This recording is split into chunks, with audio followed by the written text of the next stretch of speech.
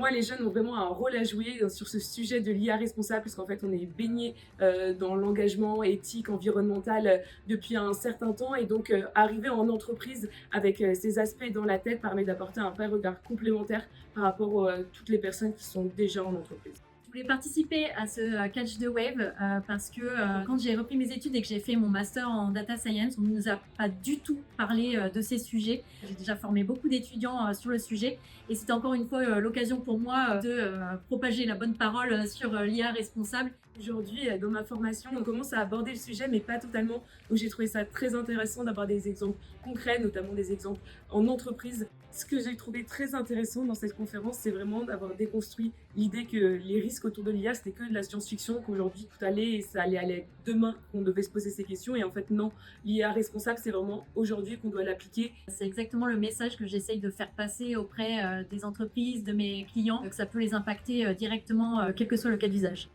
Alors je pense qu'un bon réflexe à avoir, c'est que tout un chacun comprenne comment fonctionnent les IA, qu'elles ne sont pas déterministes et qu'elles peuvent se tromper, et conscience en même temps des différents risques qui se posent. En entreprise, quand on est amené à travailler sur le développement d'une IA, le premier réflexe qu'il faut avoir, c'est vraiment de se dire qu'est-ce qui peut mal se passer.